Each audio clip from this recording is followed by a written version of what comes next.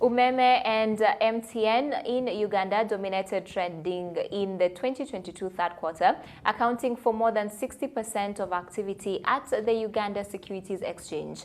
Bank of Uganda will this week hold the last of this month's auctions, in which it will be offering to raise a total of $76.39 million on T-bills. We are currently joined by Alan Lwetabe, the Director of Investments at Deposit Protection Fund in Uganda. Alan, thank you so much for making time to speak to us. Draw us a picture. How is the current market faring in the country? Hello and good afternoon to everybody, and thanks for having me once again. Just to share my thoughts on the markets, we are seeing a recovery, particularly in the equities space. The Uganda Stock Exchange has, for the quarter ended September, showed a positive recovery in terms of performance overall.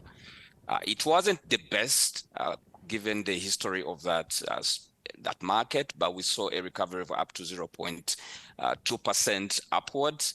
When we compare to the June story, where we saw the market losing up to 30% of value, this was a more positive outlook for the stock exchange. The biggest driver, of course, of the change is what we saw in Kenya with the successful conclusion of the elections in Nairobi. We saw from August into September, we saw that the political environment in Kenya became more positive and the outlook became interesting for all the entities that are listed. So the Nairobi Stock Exchange as well as Uganda Stock Exchange, which are closely linked, saw a positive move in September for that period, and we are looking forward in the next 3 months to see a full recovery across all the bourses in the region. Of course, there are some domestic factors that are pushing the narrative in Uganda. We know that MTN is getting investors are getting a better feel for MTN, and so we are seeing more demand for MTN shares. This is the largest traded stock now on the Uganda Stock Exchange.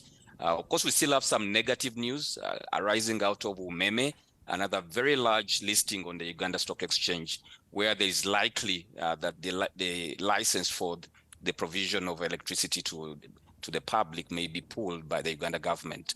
And so that is putting a headwind on Umeme.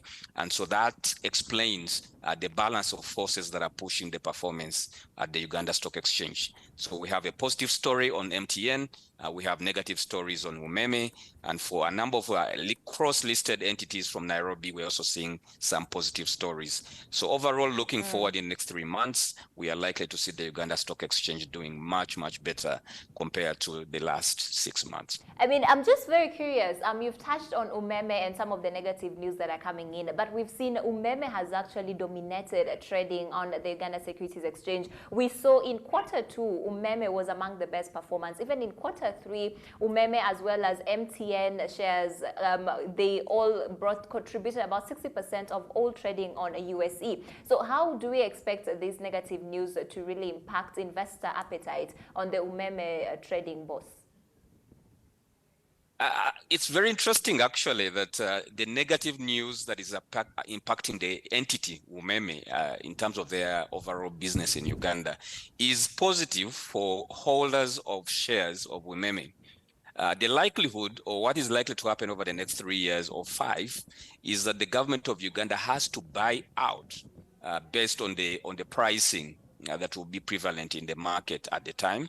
They will have to buy out Umeme shareholders such that this company can be taken private. So a lot of people are actually positioning into Umeme right now, knowing that there will be an off-taker who will become the government of Uganda, and they have to pay a market price to take Umeme private.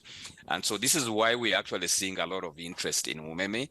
These are close-out transactions because many individuals expect that if the buyout was to happen, it has to happen on market prices, and there will be a profit that could be generated by being the shareholder, the last shareholder to hold Umeme at exit. Yeah. In terms of MTN, what we have seen is that at the beginning, there was a lot of fears about the performance of MTN.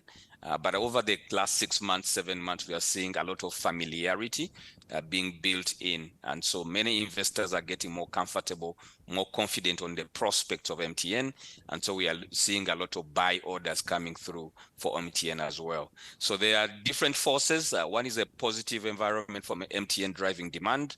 The other is a negative story for Umeme, but it will result into a positive outcome for investors. And so that's also driving demand for those two, for Umeme as well. Yeah, I mean, just looking at the numbers, I'm very sure investors at the Uganda Securities Exchange are very happy because we're seeing the bourse is actually returning profitability. Looking across the different, traded companies, are we seeing investors increasing? Because we saw at one point the investors were not growing; they were at 38,000. But now, with the demand that we are seeing, with the level of comfort that is also rising, especially within the MTN Uganda bourse, are we seeing more investors? The traction, is it increasing?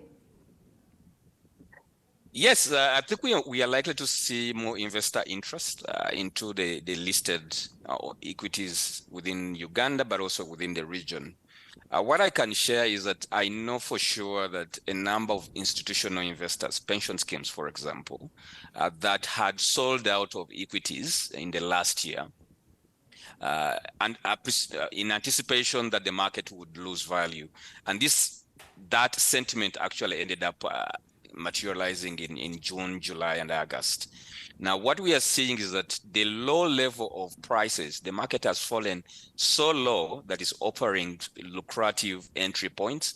And so we are seeing some pension schemes now instructing their fund managers to get positions in the depressed market. And so we are likely to see these conditions continue over the next 3 months as institutional investors come back into the stock market, given the low level prices and the expectation that most of the listed equities are going to perform very well in the next 3 to 6 months. Yeah, and are we seeing the positive trends that we're seeing on the equities market? Are they being mirrored on the bond market? Because we do know that the Bank of Uganda will this week hold its last month's auction on its T-bill with the hope of raising about $76.39 million US dollars. Is the appetite there for the bond market as well? Definitely. The appetite for bonds remain very healthy. We are seeing allocations of 80% up to 90% by pension schemes, fund managers, but also unit trusts. Retail investors are all coming into the bond space. And what is attracting them is the very high yields that are being offered on government paper.